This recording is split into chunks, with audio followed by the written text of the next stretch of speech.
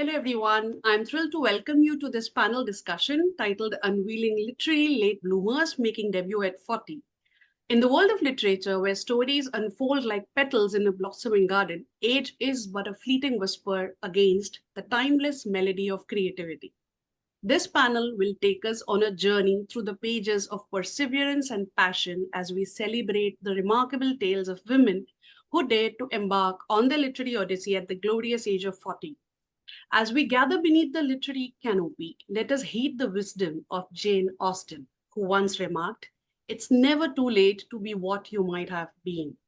From poignant memoirs to captivating novels, our panel of esteemed authors will share their remarkable stories of self discovery, transformation, and triumph, inspiring all who dare to believe that the best chapters of life are yet to be written. Here we have a very interesting panel featuring Kiran Manral. Kiran Manral published her first book, The Reluctant Detective, in 2011. She has published close to 20 books across genres since. She's a TEDx speaker and was a mentor with Vital Voices Global Mentoring Walk. She was awarded the Women Achievers Award by Young Environmentalists Association in 2013. Then we have Saras Manikam, and award-winning writer Sarah's story My Mother Patu won the regional prize for Asia in the 2019 Commonwealth Short Story Contest. In 2021, it was included in the anthology The Art and Craft of Asian Stories, published by Bloomsbury. And in 2022, it was published in the Best Malaysian Short Fiction in English. And we have Nadia. Nadia Bab is a British Bangladeshi writer and journalist and the author of Truth or Dare, a collection of short stories published by Renard Press 2023, listed in the best of 2023 by the Indie Press Network. Her stories have featured in various international literary journals and anthologies. This panel will be moderated by Akansha Abhismruta. Akansha is a creative writer and a book reviewer. Her short story, Grey Room, was published in Shizar, Poetics of Cultural Translation in 2021. Her book reviews are published on platforms such as Scroll, The Federal, The Chakkar, Deccan Herald, Purple Pencil Project, Feminism in India, and Women's Web. She is deeply invested in diversity and inclusion, especially in the terms of gender and sexuality, invisible disabilities, and mental and physical illnesses. She delights in reading diabolical women characters in fiction who make patriarchy uncomfortable. Over to you, Akansha. Thank you so much, Namrata. It's like I'm delighted to be here. So taking in account the time that we have, I'll just start with the first question. All of you have been associated with writing in one form or another, be it journalism, blogging, or even short stories before. So what inspired you to make your literary debut at the age of 40? Maybe Nadia, you could start. Hi there. Thank you so much. It's a real pleasure to be here with all of you. I think my journey started a long time ago. I think like many writers, I wanted to be a writer since I was a child, but of course, never got around to it. I studied economics instead of literature, which is what I really wanted to do, which is what I thought I should be doing.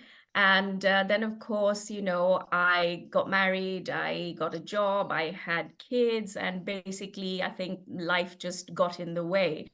And I think the other issue that I had growing up is that I never saw sort of representation in terms of growing up as a child. I never saw characters like myself in books, in English literature. And so I shied away from writing it because I just thought, why would I write? Because, you don't see people like me in stories. And in fact, one of my first stories I tried writing, when I was, I think, 13, my character was a little white girl called Christine, because that's what I thought I should be writing. But I think I never got beyond chapter 2 or whatever it was. And then in 2003, I actually started writing a column for a newspaper in Bangladesh. It was a weekly column. And it was ideal for me because I had 3 children. Bringing them up in the UK was quite a challenge. You know, I was a glorified chauffeur and nanny, and you know the rest, you know. But it worked very well because I could just write my articles and send them out. And I think what happened was I just got very comfortable in that sort of writing my column, and again, writing fiction pushed in the background. And then in 2014, I actually had a stroke, and I was in ICU for a week. And subsequently, I also had a heart intervention. And so during the stroke, I mean, when you're trapped inside your body and you can't move and you can't speak, it's absolutely terrifying. And I think it gave me that sort of push I needed, because when I gradually recovered, I mean, my doctor said, my consultant said he wanted me to get bored and do nothing for 6 months. So I did the proverbial, I think, navel gazing, where I had a look at my life and told myself that I really either started writing or just stopped talking about it to myself or to anyone else. And so I think it was that kind of moment of epiphany, you could say, because I think what I realized was, even when I was kind of trapped in my body, my brain was working, and that, you know, writing actually transcends the physical limitations of your body. You can, you know, there are no boundaries, there are no borders. You don't have to be limited to where you are in time or space. And I think that really gave me the impetus I needed to start writing. So I started writing short stories in 2015 because I thought that was the natural sort of transition or progression from writing my column. So I started writing short stories, and I'm not like Kiran, I'm not prolific, I'm very slow. So I wrote kind of a short story and I sent it out, and then it got accepted by a literary magazine, The Missing Slate. And I thought, oh my goodness. And then I sent another one and it got accepted. And so that kept happening. And I thought, oh, maybe I can do this, you know. And so then in 2017, a very good friend of mine said, well, why don't you compile all your stories and, you know, make it into a manuscript? So I was like, oh, okay, maybe. And so I did, and I sent it to a publisher actually in Bangladesh, and they accepted it. So it came out in 2017, Truth or Dare, published in Bangladesh, and which was absolutely sort of exciting, you know. And then I kept on writing, I mean, short stories mainly. And then I got to 2023.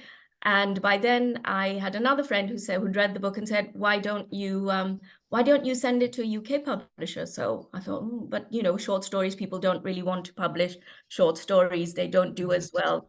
It's not profitable.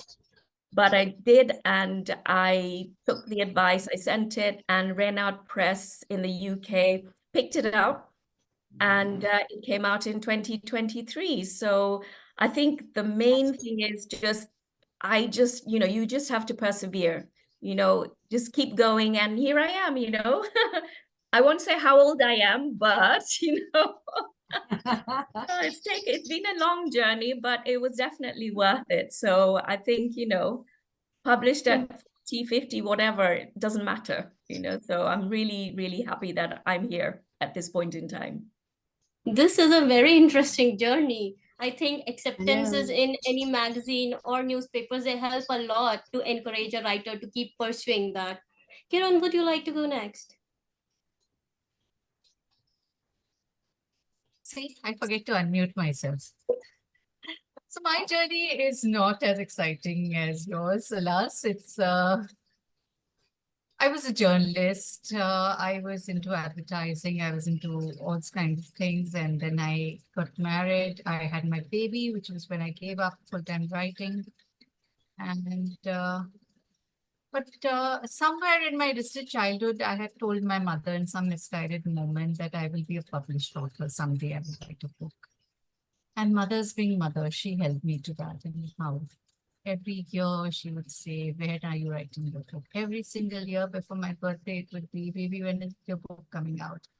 And in India, I don't know if you're familiar with this, we used to have a serial called Vikram and Vetal, in which Vetal was this cow who used to perch on the back of this King Vikram and say, like, ask him riddles, and if he said gave him the right answer, his life would be saved, but he had to go and get the Vetal back again from the graveyard. So that was my mother. She was that cowl on my back constantly, like, where is your book? Where is your book?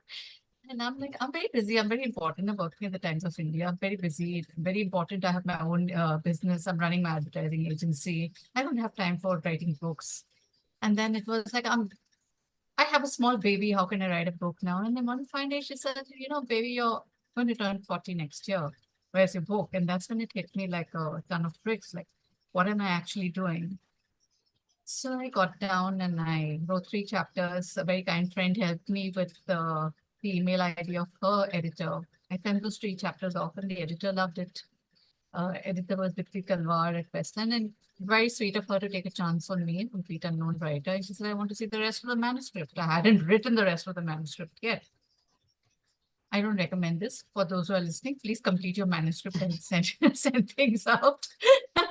So I wrote the rest of the book in a very unseemly hurry and sent it off to her. And that's how I was published after 40. That's my story. That's very interesting. I think we all need that Betal to keep pushing us in our life. Yeah. Sarah, coming to you, what made you, come out with your debut collection at a time when everyone else around you is retiring? Age didn't come into it. It was just that I kept writing and sending the stories out, and they got singularly rejected every single time. You get a couple accepted, and then you think you're very clever, you're a writer, and then you get rejected again and again and again and again. The only thing is I just kept on at it. It's like I went for creative writing classes because I knew how to write, but I didn't have the craft. So I had to learn the craft, to hone it. And when I won the Commonwealth Prize, I thought, what the heck, man? So many people worked to shape my writing. I need to honor that. And, my creative writing coaches, Sharon Baca, Richard Katrovas, Stu Dybeck, they were there every step of the way in, with their relentless criticism and support, and they would never let go. They cared for your writing. So I needed to honor their input. So the winning the prize was that trigger. I had to come out with a book. So I did. I got this collection of 14 stories, and they're out, and people seem to like them. That doesn't mean that I'm not rejected. I'm constantly rejected. It's my Vital, it's my black dog, constantly. So it goes on. You get rejected, you cry, you hate all the judges, you hate all those people, and then you go back to your book and your story and you work. Look at what's wrong, what's happening, and then you work at it again and again and again. So that's how it goes. Thank you so much for sharing this, Saras. I think perseverance, any writer needs that. You can't be a writer without perseverance. What are some of the internalized biases or limitations that you had to deal with as you set out to write? Like, was there a moment of doubt or second guessing yourself? How did you cope with it? Nadia? Oh, gosh, I'm going to answer the last bit first. As far as second guessing and doubt, oh my God, I think it's a state of being. It's all I do. Yeah. Everything I put on paper, I kind of second, third, fourth guess, and it's a quite a difficult sort of state of being, if you could say, because you write something and initially I think, oh, that's wonderful, it sounds great. And then I read it later and I'm like, oh my God, what was I thinking? This is absolutely awful, you know? Yeah. And so that kind of constant self-doubt, I think, but but what I have realized is that that self-doubt actually, I think, contributes to making us better writers. Because if you wrote that first draft and you thought, oh, this is brilliant, I'm just going to leave it because it's so great. I think, as Sarah said, I mean, the number of rejections and sort of, you write something you think is great, and then you find that, somebody reads it and thinks it's absolutely awful. You've got to have thick skin, I think. And I think as far as You cry first. oh my God, it's you really have to kind of grow and as armor. I think you need, as a writer, you have to have armor. But I think as a South Asian female writer, what I also found when I started writing is that I think not just within myself, but I think people have these certain stereotypes and tropes that they expect us to kind of conform to or follow. So obviously, as a Bangladeshi writer, my sensibilities of a certain nature, and I grew up in a certain way. But I've lived in the UK and Ireland and Germany, so I've incorporated living in these countries as well. But I found that, a lot of publishers or agents, they want you to conform to this sort of, you have to write about racism or race or, or post-colonialism or the immigrant story, the hardship. And, and then, of course, throw in saris and arranged marriages and spices and jazz, to good effect. And that's absolutely fine. I have no objection doing that, but only if my character requires it, not because I'm going through a checklist and ticking them off a box, because, it's expected of me. I don't want to do what's expected of me, I want to do what I want to do. And also, unfortunately, the publishing industry is a male dominated industry. It is quite hard to break into that area. And I think another thing that I really find is that this is something I do myself, maybe because I am a British Bangladeshi Muslim writer, is self-censoring. And I found that I would write something and then think, oh my God, I can't write this because, certain topics like sex or sexuality are taboo. And I would kind of write it and then delete it. And then what I have found is, over time, it's like, no, I'm a writer. I have to take myself out of who I am and write as a writer. So there is nothing that I feel is off limits for me. And that's, I think, something which I've had to struggle with and deal with. It's trying to break those sort of stereotypes that I've grown up with. And it's not an easy, I don't think it's easy, at least it hasn't been an easy path for me.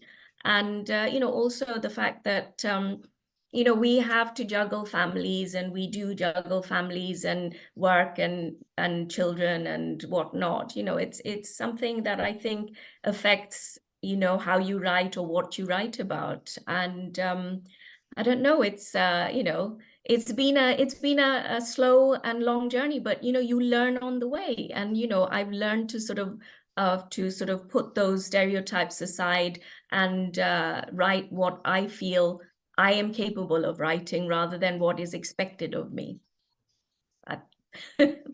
That's very interesting. It actually makes me curious. Have you watched the film American Fiction? I watched it. It's brilliant. Absolutely loved it. It really made me think of, oh my God, this is exactly what we have to go through. Right. Coming to you, Kiran.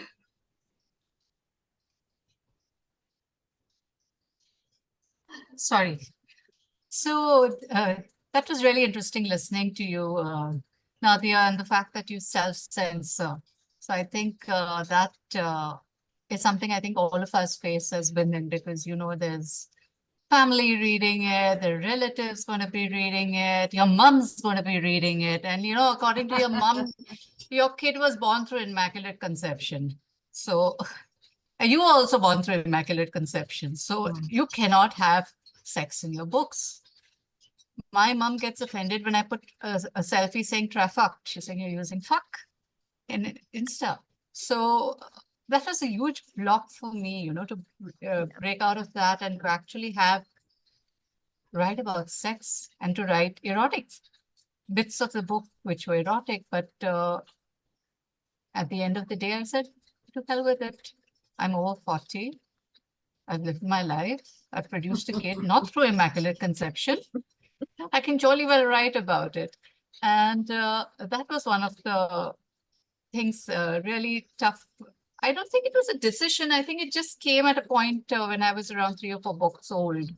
In my earlier books, I was just around pussyfooting around it. And they were just kissing very passionately. And by the fifth or sixth book, they were like going at it. Anyway, that apart, I think one of the biases that one tends to face is people who meet you and you tell them that you're a writer. The first thing they say, oh, you write romance, oh, you write chick lit.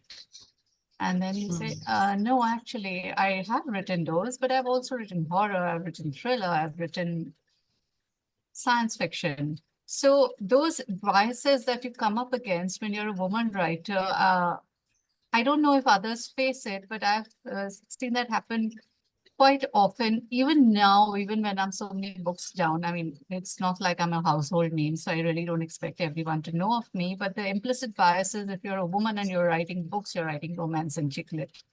And I'm like, there are men writing fabulous romances in my country. I think the most popular romance writers in India are all men, interestingly, because they're all chocolate boys and they have a very deep and ardent fan base. But I don't write romance anymore.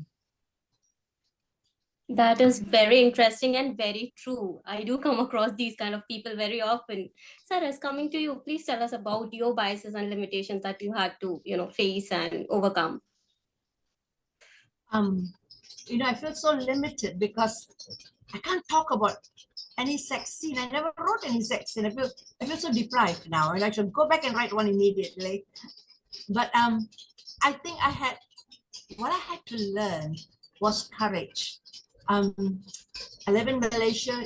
It's multi-racial, so you have to be sensitive to people, and you have to not offend people. So I had to learn courage to write about stuff that were real, that were happening. And I also had to, while calling out on racism or patriarchy or discrimination, I also had to call out on my own bias, on my own prejudices. It wouldn't have, there's nothing great about calling out other people's biases or bigotry while hiding your own. That's not authentic. That's not what you want to be as a writer. So if I wrote about discrimination or racism or patriarchy or whatever, I have to also turn the mirror into myself or into my community and call it out by its name. It worked both ways. So that needed courage. I'm actually quite a scared person. I've got no guts, so I had to learn to be courageous in that. To not be afraid, and to go look at my own biases and my own bigotry, and to explore why this happened, why this is happening, and the impact of such discrimination or racism or whatever on the community, on the characters as a whole. I had to learn that, and to learn to put it out there, because God, what if people get offended? There's always a fear. I had to learn to be brave. So much for sharing that. And taking from that, all of you have written about a wide range of characters. And I am interested in knowing, do you set an intention of what your story is going to be about? Like, is it going to challenge let's say, patriarchy or the notion of a good woman. So do you, when you sit down to write, do you have those kind of intentions? Like, what is your approach to the stories that you're writing? Saras, would you like to go first? No idea. I would have absolutely no idea how the story would turn out. The stories begin in, they begin with a fragment, with a voice, with a statement, with a sentence, with a picture. And then you start writing, and you think in your mind, oh, I'm so clever. I'm already a published writer. I've won awards. I know how this thing works. And this is how the story is going to move and how it's going to end. And all the suitable people will be punished and all the pretty and wonderful people will be rewarded. It never works that way. You know, it's the moment I try to interfere, the story doesn't work. And I never learn. I keep interfering and the story keeps stopping, you know? I think I'm learning again and again and again to trust my characters, to trust their voices, and to let them tell the story. Just get out of the way, you know? You're the channel, you're the conduit. Get out of the way, let them tell the story. And sometimes how the story goes amazes you, because that's not what you're expecting. And also, the other thing I would just include is that I'm a kind of a slow writer. I take ages and ages and ages to polish a story, and very often the first drafts are not what happens finally. Are not in the final draft at all, and also because I'm so slow, so my own experiences come into play the later drafts. My own personal losses or grief or love or happy stuff, they shape you, they shape the writer, and therefore shape the content of your writing. And so the person who writes the first draft is never the person who writes the last final draft, you know? And so I'm learning to trust the characters. I'm learning to not be so clever and smug about my own writing, to put my own ego aside, to let the people speak. And they amaze me sometimes. You know, the stories come out totally differently from what I would have originally expected. I think that pretty much describes my experience of reading, My Mother Part 2, because I wasn't expecting how the story ends, and I was like, oh my god, how did she come about writing something like this? And I felt that, okay, this needs like a lot of courage to just not judge a character, because it's very hard to keep our judgments aside for people we meet in our real lives, and we tend to get inspired by them and then sit down to write. And I'm like, that was like very interesting read for me. Thank you so much for sharing. I just want to say, could I just say one more thing? Because my Mother Part 2 took a very long time. I'm so embarrassed to say that. I can't even mention it took 10 years, for God's sakes. Whoever writes a short story, it takes 10 years to write a short story. But the person who wrote the first drafts was angry, was morally smug. I needed to punish Part 2 and teach her a lesson. And the person who wrote the last was much gentler, because I had grieved and I had lost and I had gone through so many problems, challenges, and therefore I was not the same person, and I could reach out to someone different with more compassion or empathy, or I could understand without making her or making the people nicer. They don't know she's an awful person in many ways, but she's also a very complicated person. And I needed to grow up before I could write that. Thank you so much. Nadia, please let us know about your mindset when you write. I think Sarsa said most of it, but I agree with you completely.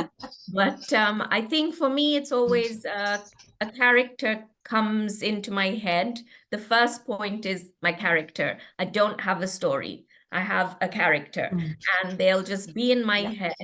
And then I will start creating situations or, certain, and then the story basically. And like you said, Taras, it's, you think you are guiding this story, but you are really not.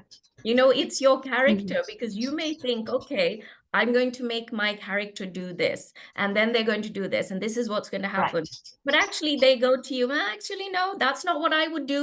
I'm sorry, but that's not what I would do, you know? And you think, Yeah. okay, actually, you know, you're probably right, and your character is right. In a funny way that, you know, you may want your character to behave or say or do, but then that character, that's not going to be what your character actually would do if they were a real character. So that, I think, plays into the whole authenticity of a character. You really have to listen to what your characters are saying. I mean, when I say that to people, sometimes they look at me like, okay, all right, you talk to your characters. I'm like, yes, they actually feel like they're real people. I talk about them like real people, Oh, yes. you know, and I think that is really important, that whole kind of listening to your character. And then, and like you said, I never know how it's going to end. I mean, I have a lot of stories where I have written the ending, and then I sat back and thought, no, nah, that's not going to happen. And I've had people, I mean, some of my stories, I have to say, I've changed. And I've had readers come back to me and say, oh my God, I can't believe you did that. How could you do that? You know? And so my husband says, you've really got a dark side to you. I didn't know this when I married you, you know? So a lot of my stories have stuff sort of slightly dark endings, or the characters are not sort of, let's say, happy, cheerful people all the time. But it's something that I've learned over time, to listen to my characters and to allow them to have a voice. It's not your voice. You can't play God, you know, even though you think you are, you're really not. And you have to give them a voice. So I think then you have a story that when somebody reads it, they feel like they're reading possibly about real people, and doesn't feel like, oh, I'm reading a story about these characters. They no longer feel like characters, they feel like people. That is very true. Like, what's the point? Like, if we can't feel that these are real people, I think the strength of books are that we can relate to them. We can relate to the flaws of the characters, even the darker sides. I think that's Exactly. very interesting. Thank you so much, Nadia. Kiran, coming to you, you have written a range of characters, a range of genres, and some genres do require you to follow a certain trope. Like, you can't write thriller on a whim, I'm guessing. So I would like to know what your process has been like. So, like you said, you can't really write a crime story on an organic basis. You're a plotter or a pantster, they say. For most of my writing, I am a pantster, but strangely enough, I've managed to be a pantster through my crime stories as well. So I just make it up as I go along. But then I do endless rewrites and reworkings, and it's not a very time-efficient process, so I don't recommend it to anyone. But I feel that if I know the end beforehand, then it just robs the thrill of writing it for me. And I don't enjoy the process as much. So I do, the only books I have plotted per se are the books which have been commissioned, and those have been the romances and the chiclets. So they're all commissioned books. And, you know, romance, there has to be the happily ever after. And you know the end right at the beginning. And the rest is just, you know, fluff and deviation. So those, I sort of knew what was coming. The rest of it, I had a vague idea of where the story would be heading. The dark books, no idea. As Sarah said, the characters have a mind of their own, and I just go along. It's just, you're just channeling them, and they do all sorts of things that you're like, no, you can't do this. You're a good wife. You're a good mother. You can't go be sleeping with this man as soon as you've met him. They're doing what they want. And I'm like, okay, I'm writing it. It's up to you now. You live your life. So my characters just do what they want. And if they want to go around killing people also, that's fine. I mean, that's up to them, whatever they like. So no plotting happens, not much at least. But there's one very clear thing that I do try to do. I do try to ensure that I'm taking women off the pedestal that society is putting them on. I do detest this motherhood as all forgiving, all embracing, all giving, all nurturing. I detest all these little boxes that, they confine you into in order to exploit you and get more out of you. Absolutely. Yeah. And I want to show that, you're living, breathing creatures and you have your own desires, you have your own wants, you have your own selfishness, and you have all the things that are not considered acceptable, all things that are not sugar and spice, and all things nice. So that's what my women are. Thank you so much. Now that you are all published writers and you have been getting accepted, rejected, in retrospect, what's the one thing you wish you had known before you started your career in writing? Just one thing. Saras? Oh no. I'm a slob, so I wish I had learned some discipline. I tell people write every day as if I'm writing every day. I don't. Yeah, I think what I have learned is that I'm not sure how to answer this question. Nadia said that we know our characters. We live with our characters. We sleep with them. We wash clothes with them. We cook with them. They are friends and all that. And it is learning to trust them and their voices that I think I wish I had known before, because it would have been so much easier. What happens is sometimes I finish a story, I'm done. I go back to it a couple of months later, and I'm so amazed at how awful it is. The ending is, how predictable it is. And I have done that. I've rewritten the second half because it's not fair. As Kiran says, we don't want to put women on pedestals, and we have this very happy image, very happy, very comfortable, very assuring image of women as how they ought to be. And sometimes without realizing it, we feed into that. And then I find that my stories feed into that. And then I'm shocked. Because then, without realizing, your story does become banal, does become trite. The women become run of the mill. So what I would tell myself, or what I wish I had known, would be simply trust your story, trust, learn courage, speak it, write it as it is, as it ought to be, and hone your craft. I think that craft is so important. Given you mentioned discipline, did you come to develop a writing routine sort of a thing for yourself? No, I was mad. I called myself a writer. You see, I worked as a teacher, worked as a lecturer, college language trainer, copywriter, all sorts of stuff. And I was always writing school books at the same time. And then at night I would write stories, and they always failed because I'm just too, it's just, you're too set in that pattern. You couldn't get out of it to write creative things. I had to get out of it. And I was disciplined for other things because we had a client who would want your reading or want your work or your book. I was not so disciplined when it came to writing stories, which is why it took ages and ages and ages to write my first collection. I'm like 100 years old, and this came out last year, so you can just imagine. Thank you so much. Nadia, what is the one thing that you wish you knew before? God, I wish I'd known that writers were masochists. We are all masochists. We do this to ourselves, we put ourselves through this arduous process, But no, actually, I wish that when I'd started writing, I had realized that this was going to be a long journey. It wasn't going to, there's no quick fix. And, I think being over 40, I think there was this sort of desire to kind of catch up with everybody else.